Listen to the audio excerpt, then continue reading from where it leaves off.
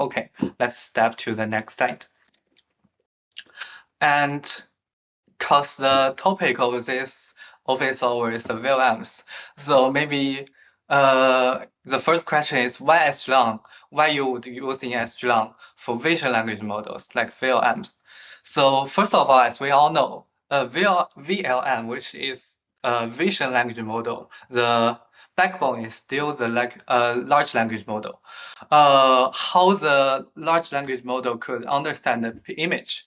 So here we basically just add a vision encoder, which is just a transformer. So we make an image input, and after the feed forward of the vision encoder, we get some kinds of embeddings, and we just gather it with some text embeddings and put it into the LM.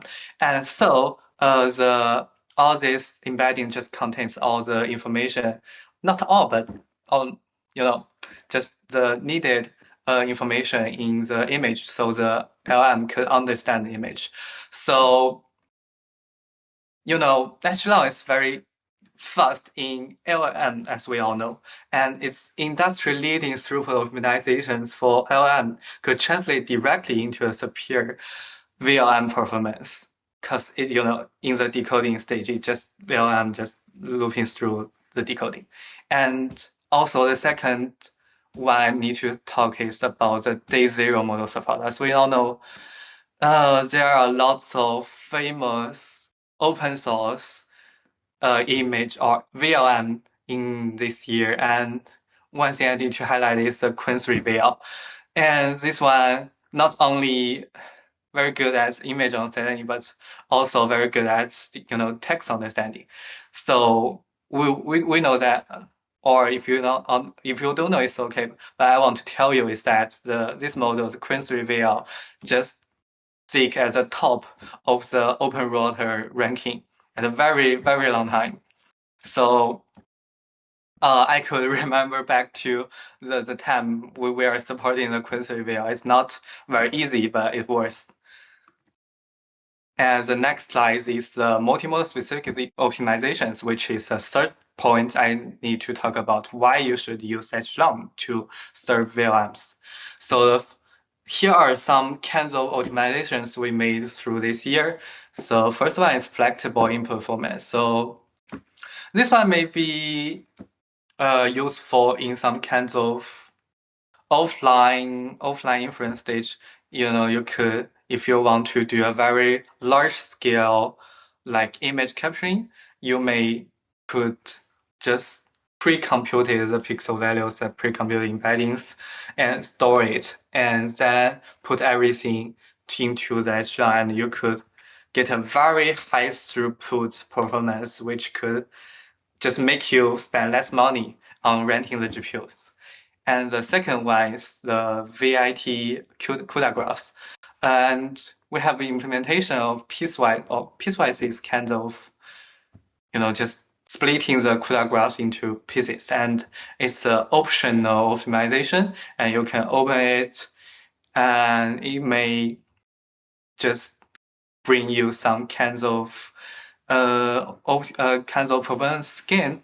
I'm not sure about this one, but you could check our docs, and you could learn about how the CUDA graphs could bring the performance gain in the vision transformers.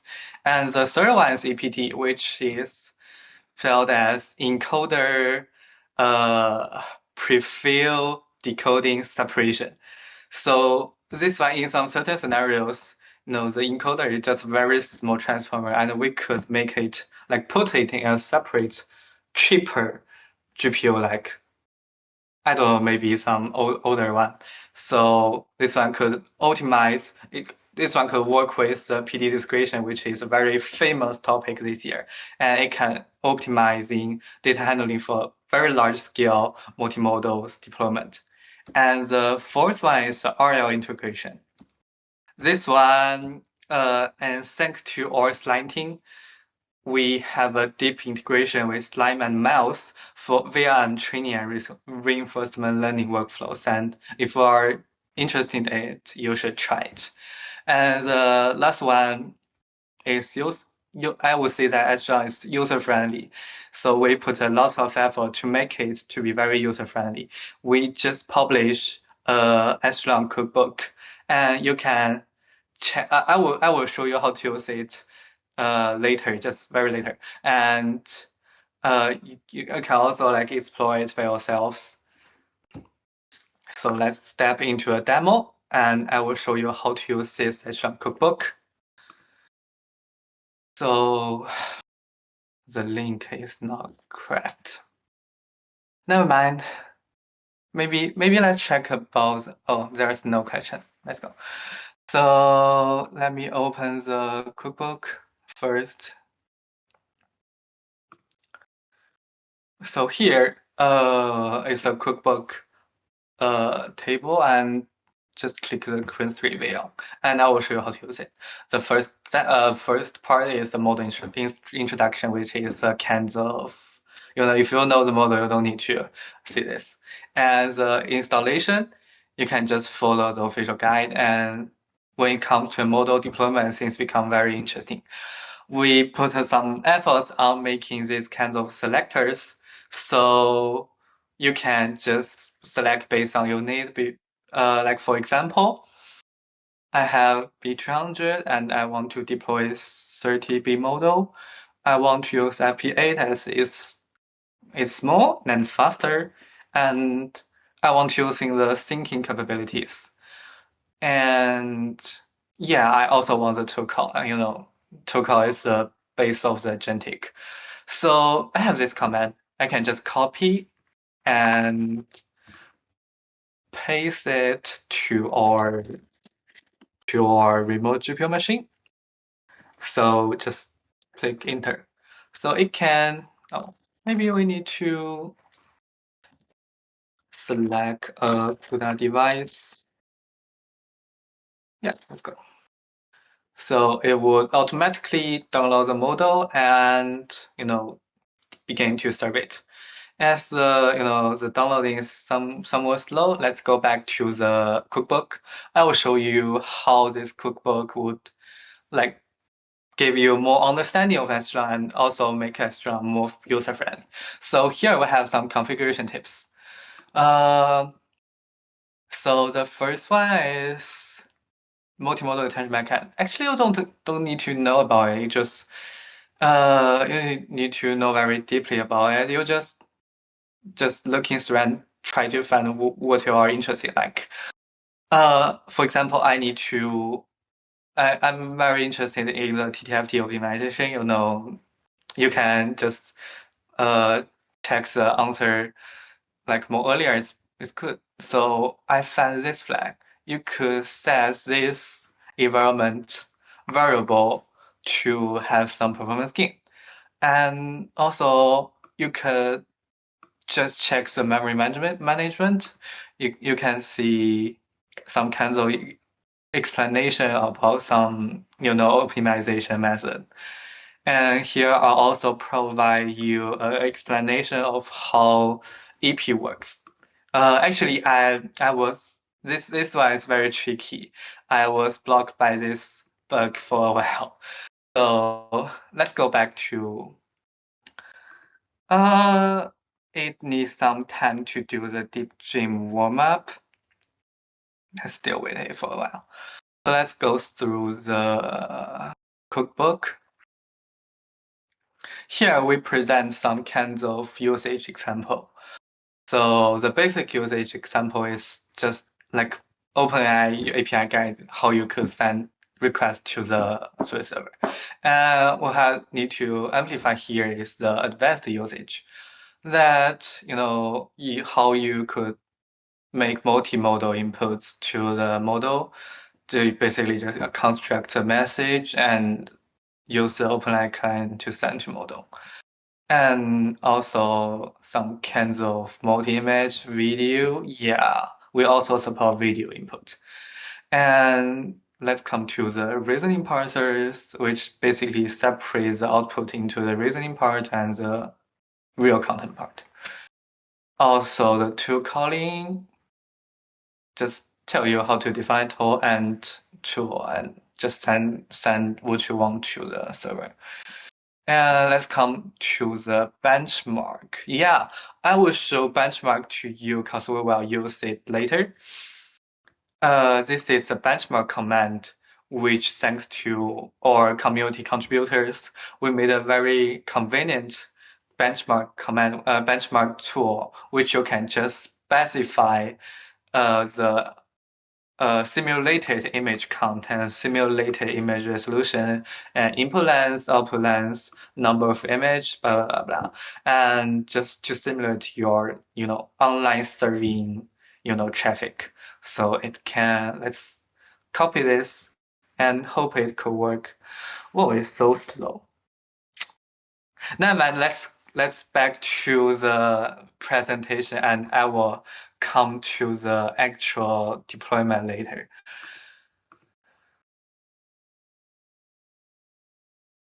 Yeah, welcome. Let's back to, okay, cool. We can see the server is filled up and ready to roll. I'm very excited. I can't wait to show you how it works. So let's remember we could copy paste the benchmark command. Yeah, and beware of the parsings because the default port now is 30K, and let's click. And we need to wait for a while, and during this time the tool is construct some random image, and you can see the decode speed. It's very, very fast, right? And we're only using one card, and we're simulating a very, let's say, it's two image scenario, and we are having a not very short output, and we have only one max concurrency. It's very fast. And also we can just adjust this command to, let's say, about like 64 number of prompts and set the max concurrency also to 64. And we can see how the SGLang would perform in a very large traffic.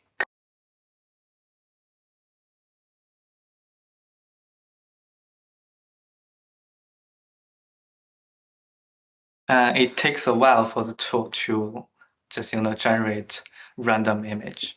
And you can see, although the traffic is very large, it still did a very good job, and it's just you can see the TTFT is kind of slow because it's a very large, oh, it's not very slow, just ignore. Yeah, you can see in this very large traffic, the SGLang server could also perform well and give a very good performance. So let's back to the presentation. Back to the slides. Where's cool. Let's talk about some kinds of future roadmap, which is some kinds of work items, and these kinds of work items are also welcome to contribute. And we could, if you are interested in any of them, or you are interested in another topic not listed here, well, I'll welcome for your PRs, your RFCs, and also welcome to just ping me Slack if you want to talk about all the things about the VLM. So the first future work item is token in, token out for VLM. It basically just streamlines the pipeline to avail the re-tokenization. The current design, which is a kind of outdated or kind of we call is technical debt, which if you just provide tokens for the prompts, and in order to process the image, we need to detokenize it into text prompt and just extract some kinds of image and split them and also re-tokenize them. This one is actually could make some tokenization shift, and especially in some kinds of all-else scenarios, there could be a problem in some kinds of the train and rollout mismatch. This is this is the first work item. And second one is the encoder cache use. So this one is actually work in progress or partially supported, but we don't have a very unified or a very clear way to use it.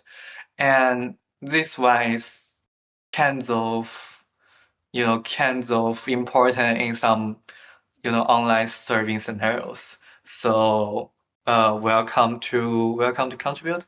And the third one is dynamic high resolution support, which basically just implementing the max dynamic patch for better handling of varying image resolutions and the video resolutions. And it also could be benefit to the next working item, which is the long video inference. In this scenario is kinds of becoming more and more popular. I remember last time I watched the Gemini 3 Gemini 3 published there.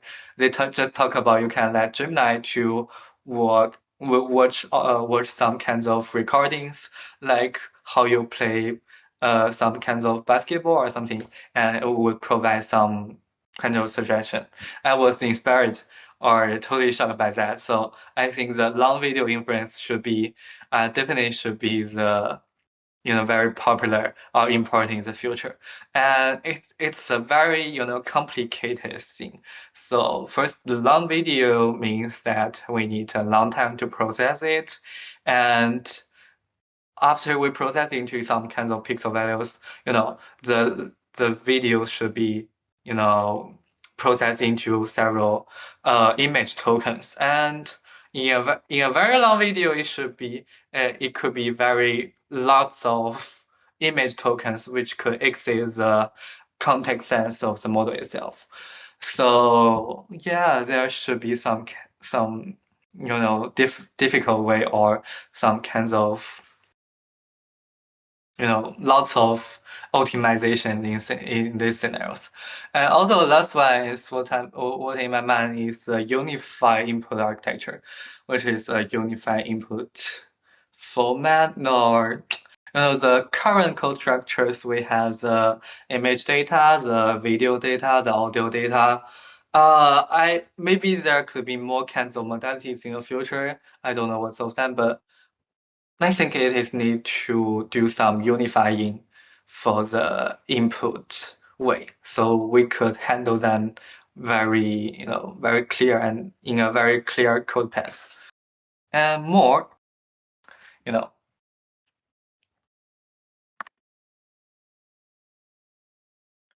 And the last one is contribution initiatives. Basically, just how you could contribute as SGLang. Actually, we love community contributions, and lots of our very important optimizations that come from the community members.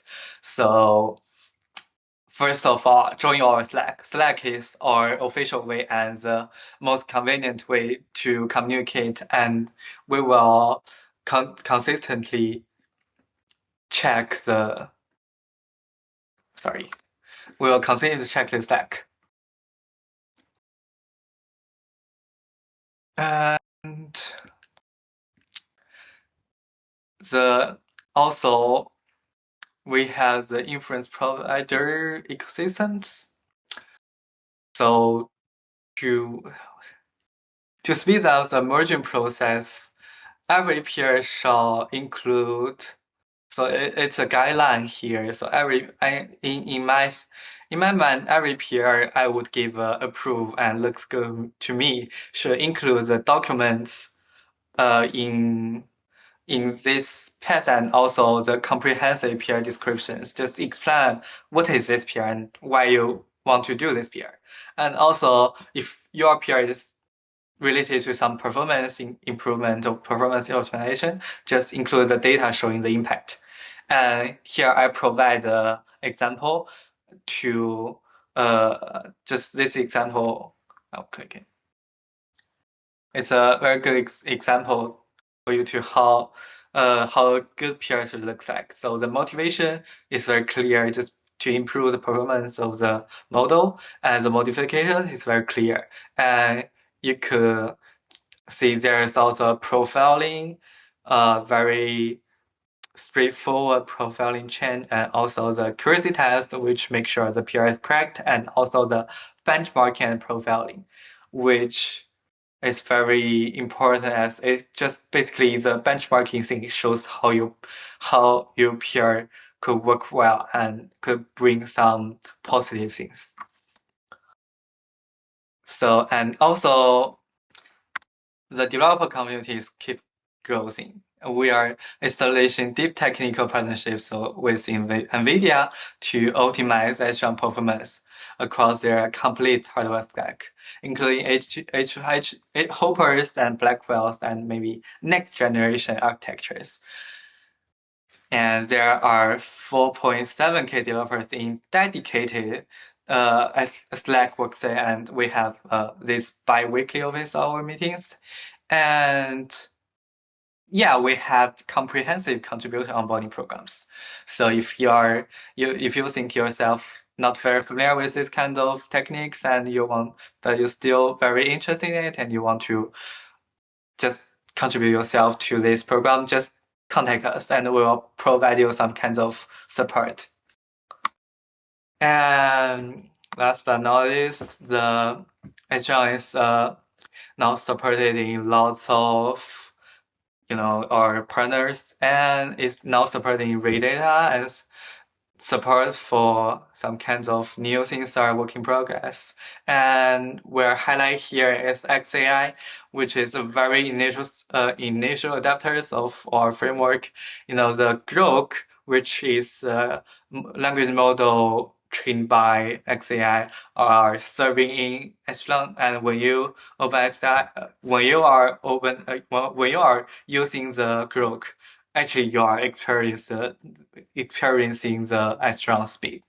And there are lots of partners, and including AMD, NVIDIA, Intel, and lots more. And any questions and answers, that's basically my presentation. Let's check about the questions link. Cool. Thanks to Kai. I have a question. I have noticed that you've introduced something called SGLang Router, but I haven't had a chance to fully understand what it does or what benefits it provides. Okay, so let's flag it here.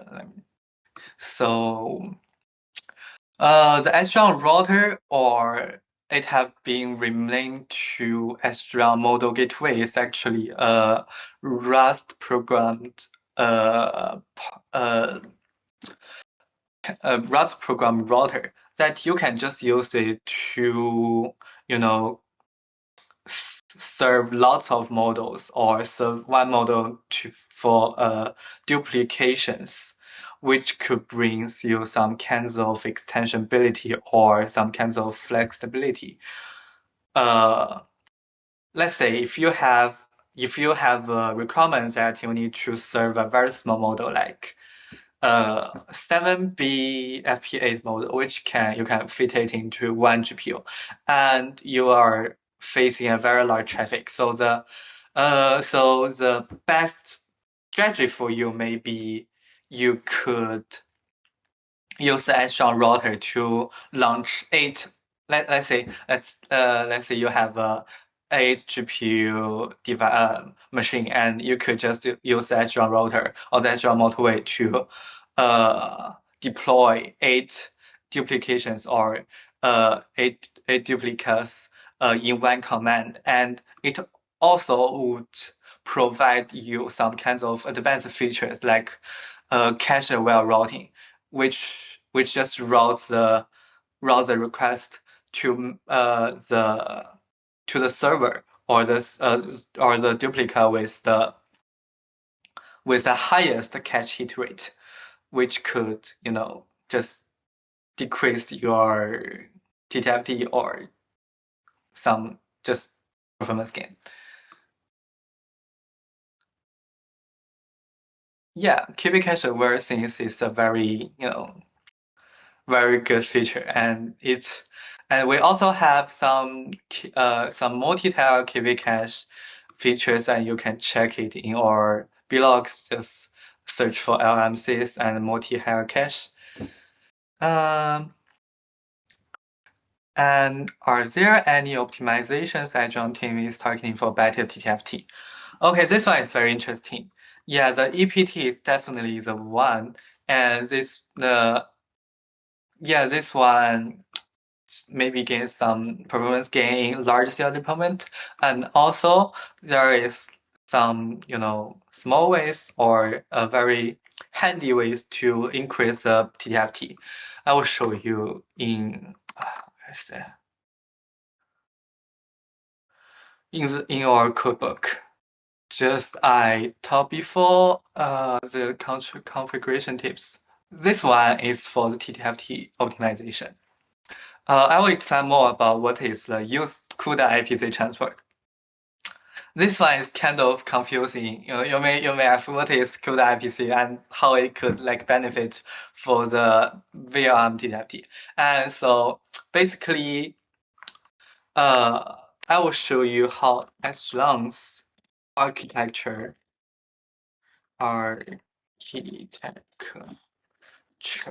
diagram.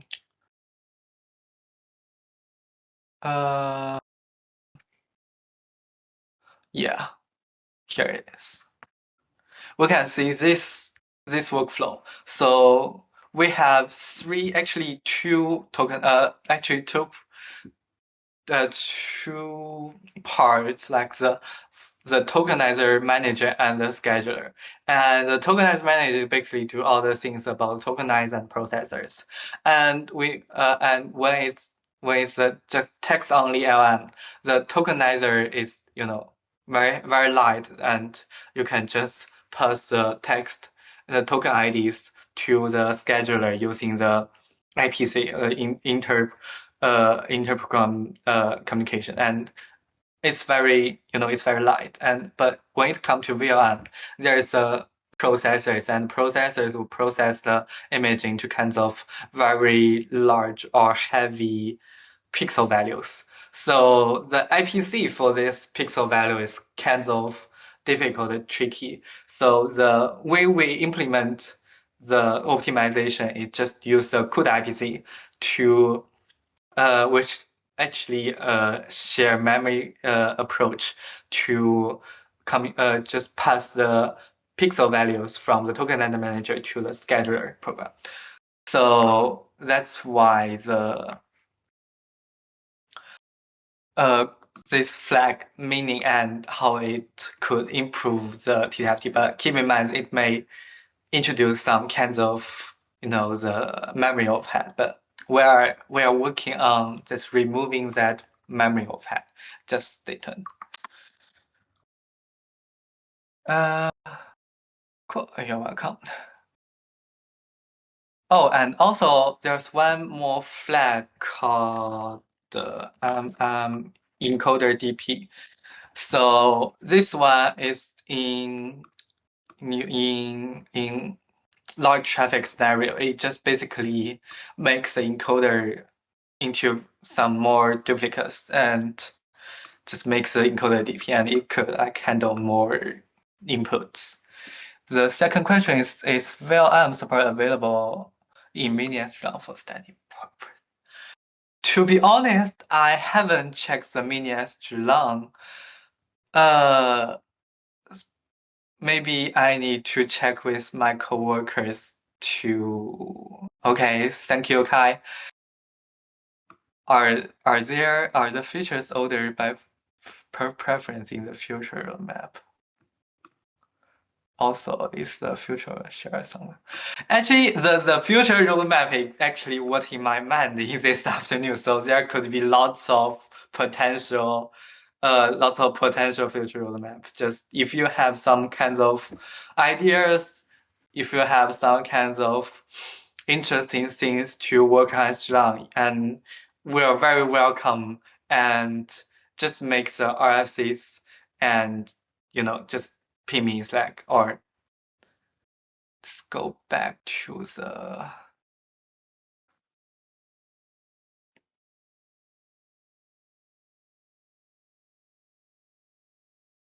what are the tension bank survival frequency FUX RTX file. Okay, so the RTX 5090 is basically the black whale. So we have the triton attention, which is would be automatically selected. And our slides for this meeting is shared with someone. Yes, of course, we will share the slides later.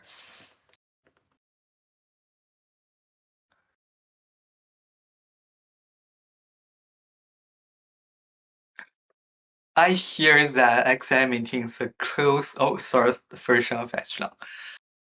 To be honest, I'm not very clear, or I'm not very sure about it, but one thing I can tell is that the version XI used and the version community members used should not have very large difference, or at least the speed should be. There are lots of programmers, lots of technical stuff in XI working full-time on SGLang, and their optimizations in SGLang would also become open sourcing. I hope it could answer your question, but I don't know much more about specific things.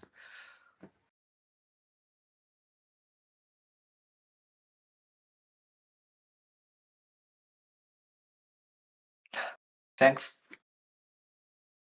Any other new questions? When we request to a strong server with video input, it takes much GPU memory. How can we handle this? Yes, it's expected because there are lots of, the SGLang would by default enable the fast GPU image processors. So it would consume the GPU memory to process the image into pixel data. Videos are lots of images. So if it would incur out of memory in your scenario, I just recommend you to turn off the fast processor. There should be a flag in server launch, and I cannot really remember it, but you can search it in our docs.